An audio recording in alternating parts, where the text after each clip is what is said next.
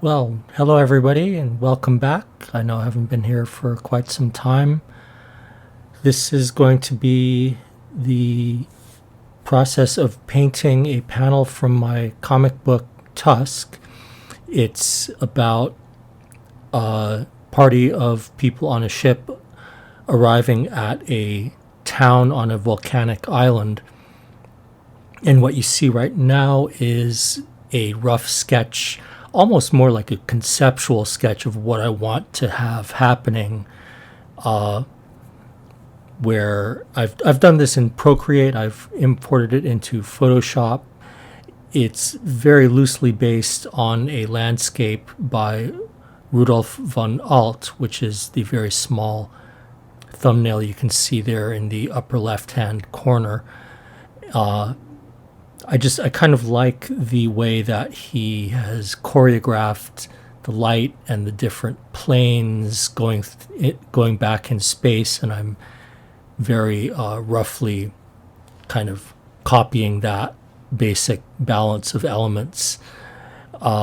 This is part of a bit of a experimental project or fun project of taking stuff and basing it on paintings of the old masters, just to learn from them, not copying their stuff, but just taking like a basic compositional, conceptual kind of layout and then running with it and, making it something completely different. But you can see from that little thumbnail there that the basic 1, 2, 3 progression of planes in space is there, and that this town is in an environment where there's like a cloudy sky with bits of sunlight poking through the cloud cover, and one of those beams of bright sunlight is landing right on that town, on the subject matter of the painting, conveniently making it the focal point of the painting itself. And right now it's just pretty much a process of selecting colors in the color picker of Photoshop and putting down a very crude layout of what I want, and using every dirty trick in the book, like using different blend modes of brushes to make whole areas pop brightly and other areas get darker. I think I used like the color dodge mode there to really make some areas very bright.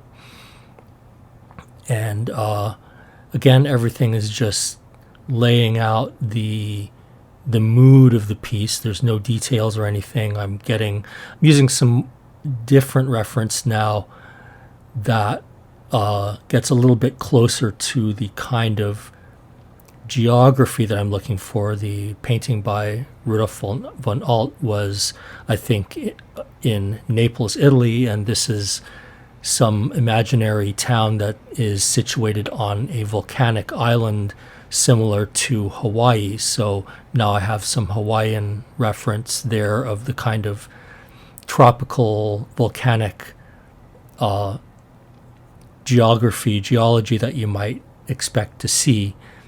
And then, going back and forth of the base reference material and the Hawaiian geography, and mixing them together, creating a much more kind of vertical landscape, or a landscape that's more vertical than what you expect to see in Naples, Italy.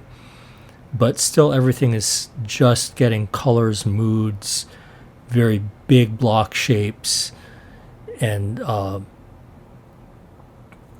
getting all that down before I worry about anything more specific or any like really explicit explanations of what's going on. All right, so I've laid in my basic shapes. Now it's time to get a little bit more precise and start laying in all of the pretty buildings and towers and decorations and stuff of the city itself. And in order to do that, I have built a very rough 3D model of what I want those buildings to look like. And I've built a whole series of modular buildings that look quite crude close up. You can see the textures are hardly anything to write home about, but since these buildings are going to be tiny and seen very far away, it doesn't really matter. And I just built kind of like this one module of random towers and balconies and stuff, and as I turn that in along its z-axis, it will look like all sorts of different buildings, and you won't really notice that it's repeating because it's so far away. And other than that, I've scattered all sorts of other little buildings and statues and sculptures and stuff, most of which I just go to places like Thingiverse, which is a place where 3D printing enthusiasts share STL files that they're going to print out in 3D, which I don't do. I just drop those STL files right into Blender and then use them as geometry. Also stuff like this little building that I've selected here, I bought that on the Unreal Engine marketplace. I think it's part of like a religious temple or something, but just a lot of stuff. And you can see, if you zoom away from this, it really is pretty much just nonsense. It's all these buildings floating in space in some sort of weird configuration, but then as I go back to my actual camera, then they all line up in a way that's pretty similar to how I have it laid out in my original layout sketch. Dropping that render into my little sketch from beforehand, I'm going to start messing with the blend mode of that rendering, the Photoshop blend mode, probably putting something either soft light or overlay blend mode in there, and probably playing with the opacity as well. Even though quite a bit of the geometry of that city is now complete, it's going to require a lot of fine-tuning to get it to be visually believable, and a lot of that is just, it's going to be a lot faster to just sort of noodle that in Photoshop rather than trying to build every detail of that city as a 3D model. So now it's just a question of fine-tuning everything and adding lights and shadows and cast shadows and things like that, and determining where I want my light to be coming from. And as I did with the city, I have also created a model of the ship that occurs throughout the course of this particular comic book. Or more specifically, I bought an asset on 3D Trader and then heavily modified it myself. And this model comes in quite handy in many pages of the comic book because there's a lot of close-ups that show characters running around this thing. In this particular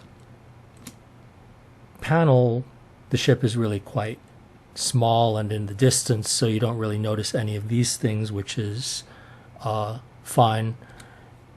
And again, I've positioned a camera that lines up with the way this ship is going to appear in the actual painting, and then just rendered that out.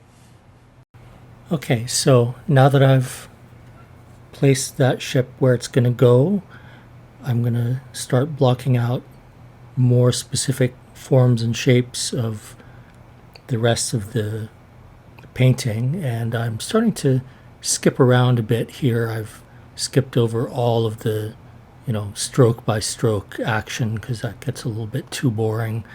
I've put in a lot more of the landscape, and now I'm starting to refine the city because even though I put a whole bunch of buildings together in that 3D model, it's much too kind of flat and homogeneous to really create something that's visually pleasant. So I still have to go in there a lot and just noodle in a lot of little architectural variations, put in lights and shadows, change up the color balance a lot, which I'm going to do a lot more of later on in the video.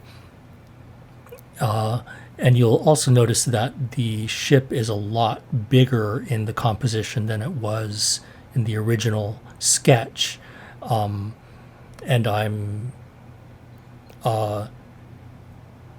you can see right here, I'm just trying a lot of different color balance variations just so it doesn't look like the entire city is molded out of one giant lump of clay. And what I've done is I've added some color balance adjustment layers on top of my city, and then just tried a whole bunch of settings.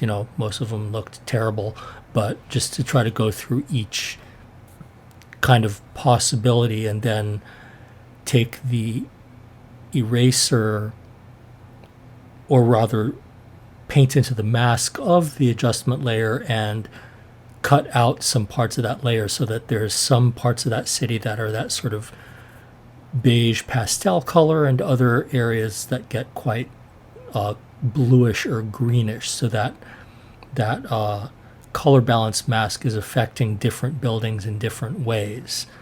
And I'm adding even more very, very small dwellings way back in the background, where I've just taken a photograph of some slums from Brazil and pasted them in there in a very warped way. And I'm going to change that blend mode probably to like soft light or something and drop the opacity way down so it almost just becomes like this texture. The idea being that, you're not going to have this perfect pristine landscape and then all of a sudden a whole bunch of buildings just like ramping right up against it. There's going to be smaller houses as the city fades off into the development fades off into the grounds that surround it. So that's why I put all of those tiny little houses way back off in the background there. And at this point, I'm jumping back and forth. I've done a whole bunch of noodling and fine tweaking of all those buildings. Now I'm going to jump into some more of the large scale parts of the composition, going back into the sky, and I've taken those flat plains of the mountains and stuff and made them a little bit more dimensional, so that you're seeing the big parts of the composition getting some presence as well. So it's not just like a very detailed city and then a whole bunch of flat shapes surrounding it.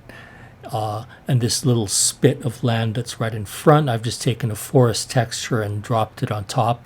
Again, just using that sort of very vague tree-like texture to give it a little bit of interest, so it doesn't look like a cut-out piece of paper. And also, at this point, I'm pretty much done with all of the basic grunt work of the piece, and it's just a question of fine-tuning the whole thing right now. So I'm taking a lot of, as you can see, haze and glows of light, and pushing and pulling textures so that they all fit together and tell the story in a harmonious way. And right now what you're looking at is essentially the finished piece. I think I still went in there before I dropped it into the comic book and changed a few things so that it fit onto the page properly, but that's pretty much where I ended up. So I hope that was a fun little process for you to watch, and I hope it was entertaining. And I will see y'all again next time. All right, bye-bye.